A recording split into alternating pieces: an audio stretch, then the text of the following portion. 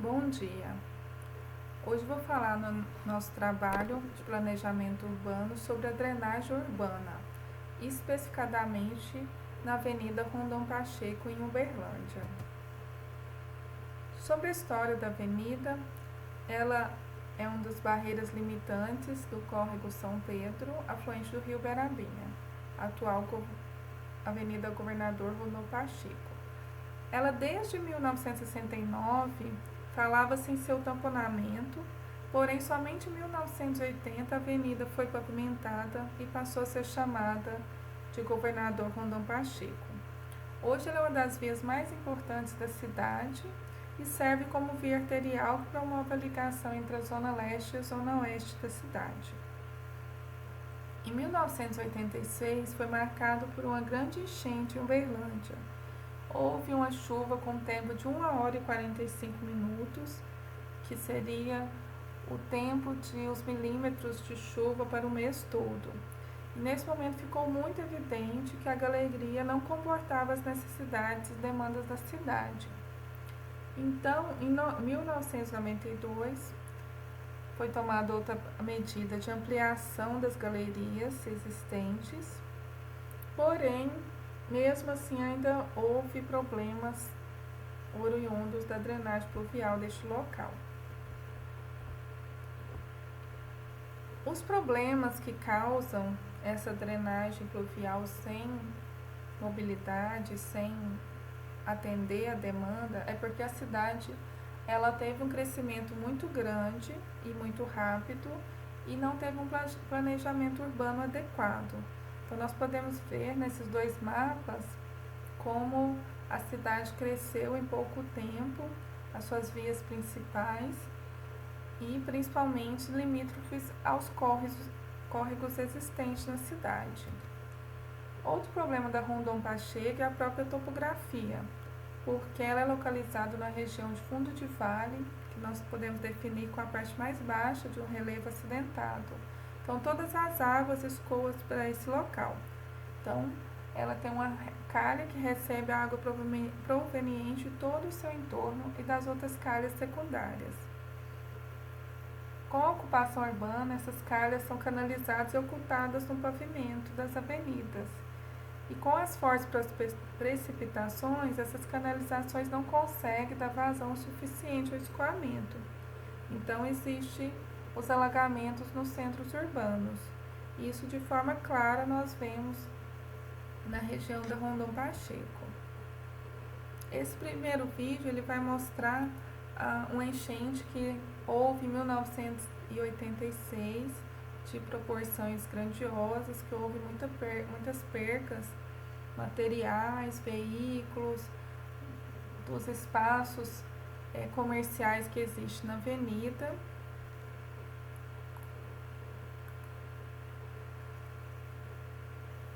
Após essa enchente, em 1992, teve a ampliação das galerias, foi aberto todo o córrego novamente, foi reformado praticamente os 5 quilômetros da avenida, foi alargada as galerias internas. Depois houve outra obra grande, aonde aumentou esse espaço de vias, hoje nós temos 4 vias de veículos e 2 vias para estacionamento, e também houve um melhoramento na drenagem desses espaços. Foram feitas obras em 3 quilômetros das galerias existentes, tanto da calha principal quanto das calhas secundárias. Porém, continuou o problema e em 2013 teve uma grande enchente novamente, com várias percas para os comércios, várias percas de veículos. Então, visualizou-se que realmente o problema não havia sido resolvido.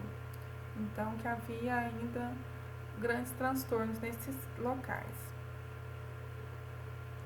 Agora eu vou apresentar algumas soluções de drenagem pluvial que foram feitas em vários locais do mundo e do país. Um deles é a renaturação dos córregos. Existe um estudo de caso colocado aqui do rio Cheonggyeong, na Coreia do Sul, aonde houve a renaturação de todo o espaço de um córrego, que ele é central, é uma grande cidade, que é Seul. Então esse espaço hoje, ele teve o melhoramento dos alagamentos, hoje não existe mais alagamento, e ele se mostrou o espaço com grande beleza, onde as pessoas, a população da cidade transita, serve de contemplação, é um espaço de grande beleza e houve esse alargamento, houve uma reestruturação das vias desse espaço, próximo a esse espaço. Existe a limpeza do córrego e dos seus resíduos, então foi um caso de grande sucesso para essa melhoria da drenagem pluvial desse local.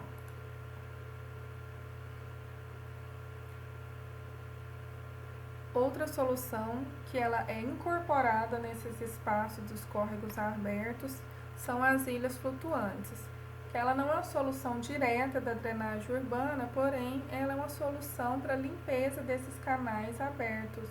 Então trata, purifica e traz vida às águas contaminadas pelos esgotos domésticos e industriais, que no caso nosso, o córrego São Pedro, ele traz todo esse esgoto também. Então seria uma solução para, se houvesse essa abertura desse espaço, colocasse essas ecobarreiras e esses espaços de recolhimento dos resíduos desse esgoto. Então é recolhido, retirado do espaço e a água tem seu tratamento.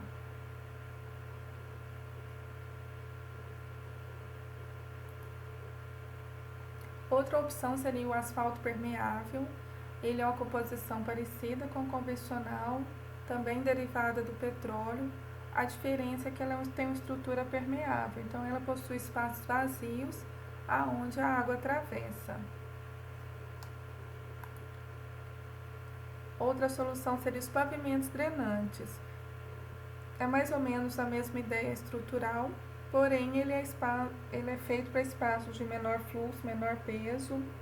Então seria áreas internas de condomínio, pátios de escolas, calçadas, acostamentos de estrada, trilhas de parques e nas bacias de infiltração.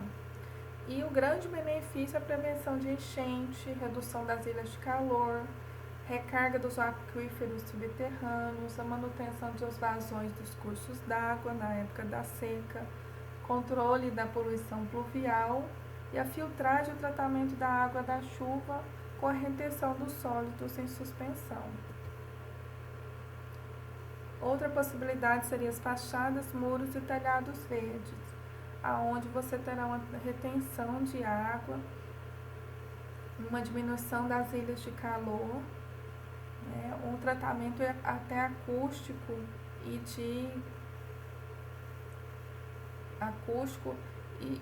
de melhoria na temperatura daquele espaço, e teria uma vazão maior, uma permeabilidade maior dos espaços, e se houver vazão da água pluvial, ela será feita de maneira mais devagar.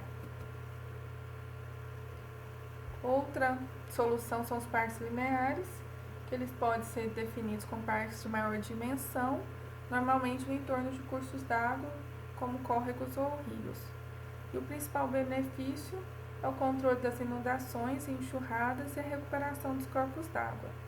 Então, quanto maior as áreas verdes na cidade, maior é o benefício em relação às inundações. Outra solução são os reservatórios de detenção e retenção de água. O reservatório de detenção tem a função de amortecer o pico de vazão da saída a um valor menor da entrada de água. O volume de água total descarregada é igual ao inicial, no entanto, ele é distribuído ao longo do tempo, evitando assim escoamentos de grande impacto. Nós temos aqui em Uberlândia o Parque do Sabiá, onde é um reservatório de detenção. Quando há uma grande quantidade de chuva e existe essa necessidade de um manejo pluvial, a represa do Parque Sabiá, ela comporta uma quantidade grande de água e que depois ela vai sendo eliminada com a abertura da escotilha com um espaçamento maior de tempo. Já os reservatórios de retenção, ele tem como princípio o armazenamento sem o descarregamento no sistema de drenagem da água recebida. Essa água armazenada ela pode ser utilizada para irrigação, manutenção da vazão mínima, manutenção de jardins, ou ela é evaporada ou infiltrada no solo. É chamado de reservatório molhado por estar permanentemente preenchido com água. Pode ser considerado um lago artificial e utilizado até para recreação. É um tipo de solução comumente adotada em condomínios residenciais. Então, essas são as soluções que eu coloco como pauta para a solução da drenagem pluvial dessa área da Avenida Rondon Pacheco. Bom dia, obrigada.